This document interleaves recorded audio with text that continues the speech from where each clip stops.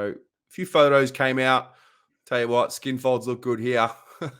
It begins Look at here. Chera, man, with a Yeah. shaved bonce. He's got Good. the thick hair. I think the big one here is Caleb Marchbank looking. I mean, from all reports, he's training at full capacity, and he should be available. From what I've heard, that he should be available, by the start of the year. So that's exciting. But what we want to do is I want to try and this will be something that develops over the next few weeks and months leading into round one. But we're going to have a look and do a bit of a projection of what the best 22 would be like right now. So we're going to do it in a way where you guys at home can get involved as well. We're going to start with the defenders, then we're going to move to the midfielders and the forwards, and then obviously the ruck. Now, there's a few rules I'm just putting in place generally, and that is, I think it's, suffice to say, Sam Doherty, we'll leave him out for now because there's just, for obvious reasons. I think Dave Cunningham as well, because he won't be ready until mid-year-ish. Those are the only two I can think off the top of my head. But basically, we're going to start with the defenders. So the back seven, we're going to start with right now. So, Pom, do you want to maybe read out your back seven? I'll read out mine, then we can, go from there. Best looking at Marchbank, I want to bring him in now. Look at him. Adonis. So Marchbank's, we're screwed it because Marchbank's available now. I've fallen for it. I've fallen into the trap. I've seen a picture and he's in. What a melt. My back seven, I've gone in no particular order. I've just picked 7 names. I've gone Stocker, Jones, Kemp, Newman, Wheater inside, on the pine. Everyone's favourite, Lockie Plowman. Okay. So I went Stocker, Wiedering, Plowman, with Williams, Jones, and Sard at the half-back line, and then I've got Nick Newman as that 7th one. So Stocker and Newman will probably interchange there and whatnot. I don't know if Zach Williams, he might be a midfielder by round one, but right now as it stands, I think that's the big difference there, and that'll obviously allow someone else to come into the team because you've got Williams back there. So you're of the firm belief that Williams will be a midfielder eventually by the time it comes to round one. I'm hoping Vossi is like his Uncle Pom and he's like, you paid a handsome fee to be a midfielder. There is no free passes here. No free passes. Yep. I think, so for those of you at home, put in your back seven right now. We'll get him up here. I think if Marchbank is fit and available and at his best, I would be having Marchbank over Plowman in my back seven. That's how I would be going it, but I just don't know. For me, based right now, on 2 good preseason games, though, that would be my caveat. But I would agree with you. Okay, yeah, fair. Because are we still going to be doing that 2 preseason games? I'd imagine they'd bring them back. Yeah, I'd hope so. Yeah. West Express, incorrect. They all shaved their head. Incorrect. Yeah, every bloke on that list is forlorn on top of his head now. Absolutely. So yeah, okay. So those are the back seven. Generally, I think how far away would a Lewis Young be or a Brody Kemp?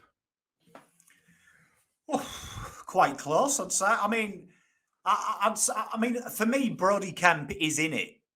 He's in it. I think Carlton haven't got anything like him, and that's why I've demoted Plowman to the bench. Mm-hmm.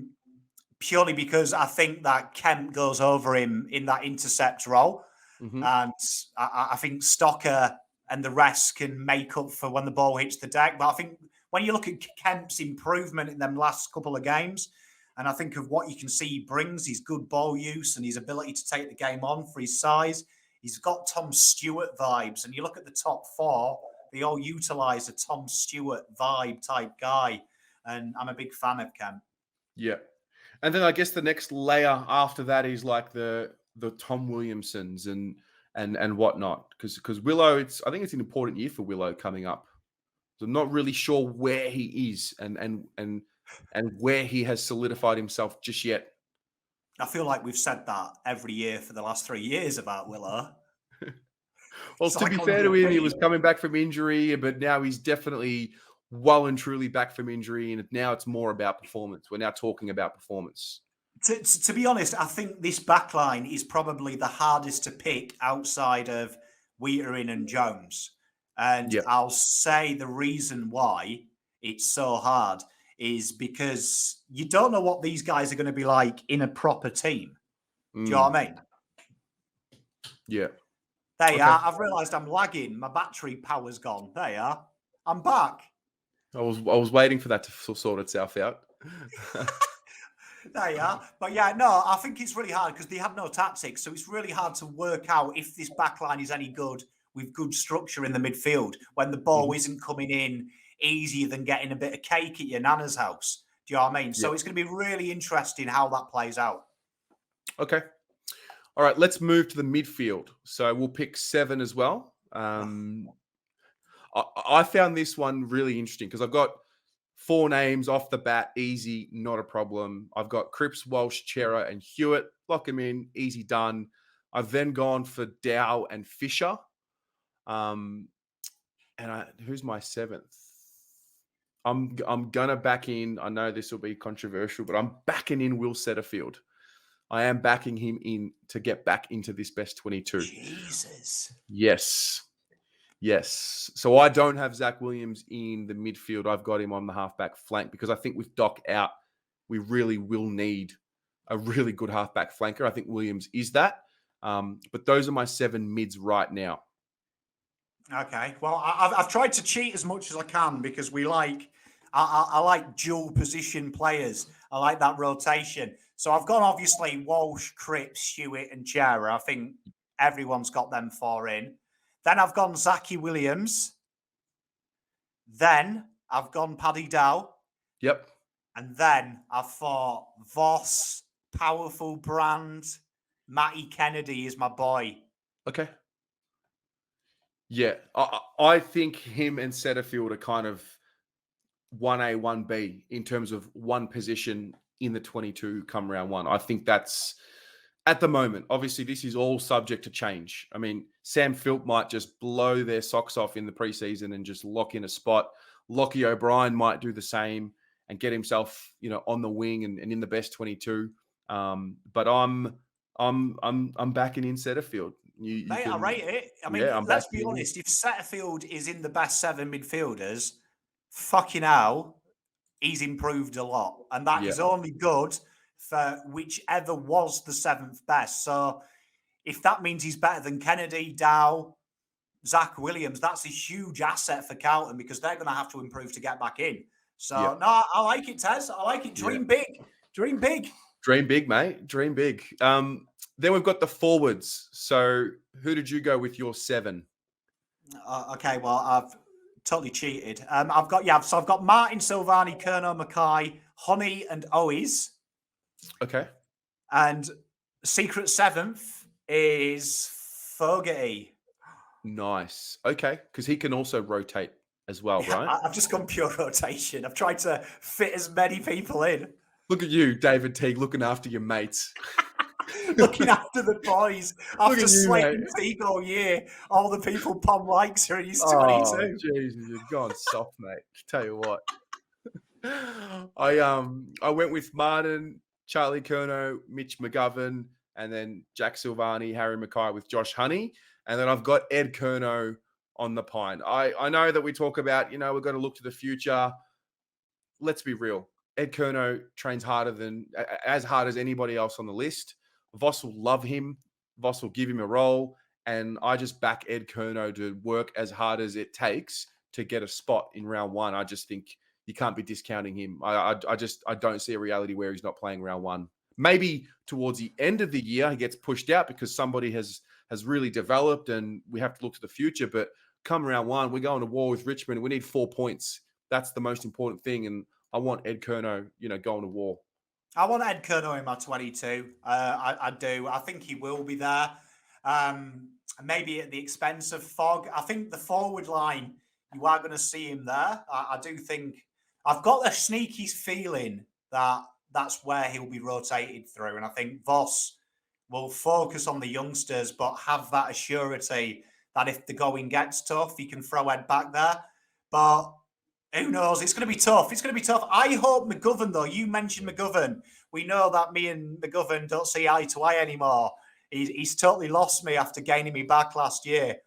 If McGovern somehow gets into this team and stays there, that forward line is filthy, isn't it?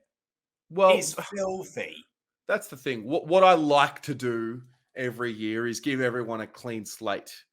But I think for players like McGovern, it's a short fuse come round 3 or 4. If it hasn't happened and we're not seeing improvement from him, I'm going to have to really work on being, tolerant and patient. But as it stands right now, everyone's got a clean slate. And that's the reality. There's a new coaching group.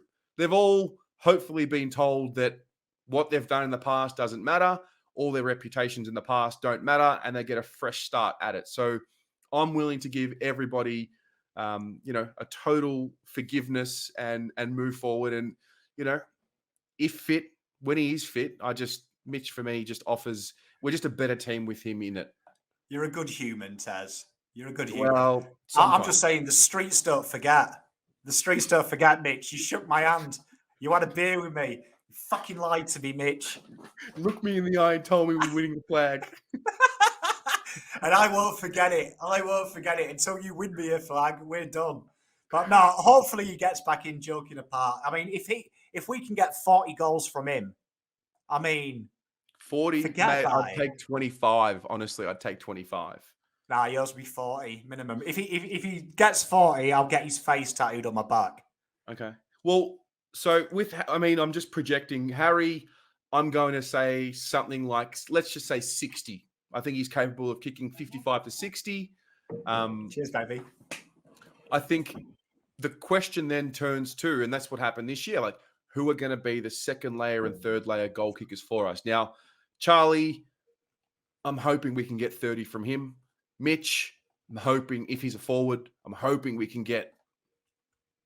Is 25 too much to ask for? Is it like, am I being so crazy to ask for 25 goals from Mitch?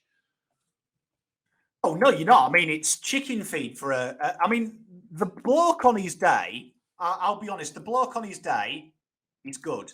He's good. Like, on his day, minimum 30 goals. In that midfield, with that midfield now, minimum 30. He should piss 30 in for Bants. But Pom's big call. This is what the goal kicking's going to be. Mystic Pom, right?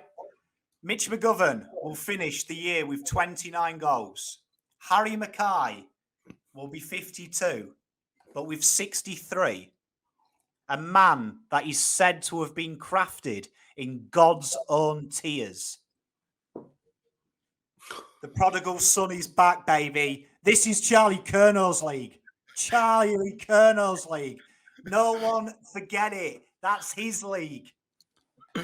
Hey, if it happens, I'm not going to put the pressure on him, but if it happens, we're having a really, really enjoyable year next year. Really enjoyable. Mate, Charlie's going to... One step, 60-metre goal. Charlie is the AFL. Forget about it. Collingwood fans in chat. He's going to beat you single-handedly. Richmond, he'll kick 7 against Richmond. You watch. Charlie Curnow will announce himself. 7 goals from the big fella. And I'll divorce my wife and marry Charlie. There will be a scene. There will be an absolute scene. And then there's a ruck. Now, I guess I've made some rules, whether you agree with playing one ruck or two, I don't know. But if we had to choose one ruckman, who are you going with? Mr. Worldwide. Pitto. You're going with Pitto over Tom, round 1. I want to see what the top 3 hit-out winner by the bye does with a coach that actually knows what a midfield does. That is what I'm wanting to see. Wow. I would go TDK, but I get what you're saying. I really get what you're saying because, and obviously we if this is the situation where there is one ruck, you've got someone like a Jack Silvani that can chop out, who can play 3, 4, 5 minutes in the ruck if need be. Very interesting. Okay. In an ideal world, if you look at what Voss has done historically and you look at what the new forward line coach has done as well, they play with a third tall. They're both third tall systems. And that third tall has always been a ruck forward. So I would quite like to see TDK be the McGovern in the forward line, play the Peter Ladhams role, play the Timmy English role, the Rowan Martian role, and it gives you that beautiful way of ruining rhythm, because rucks now are rhythmical.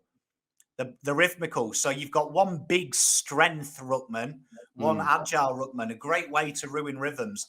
So I'd like both of them in, but if I'm choosing one, I want to see TDK hone his craft a bit and Pitternet just keep doing what he's doing. Fair enough. No, I like it. I mean, and also with these teams, we haven't really made like a big, bold call, like dropping for example, maybe he won't play McGovern straight up. Maybe he won't play Jack Martin straight up.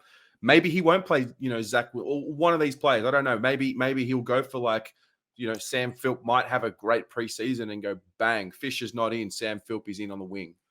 So we'll see how that goes. Mate, I'm with you. I mean, I've made 7 changes from my template from last week. So I don't know what has influenced me in 7 days, but something has. Yeah. I mean, look, we're going to see 3 new photos in the next 7 days of someone, and they're going to be straight in that best 22. So we might do this every couple of weeks. Every day. A new best 22 every day. Love it.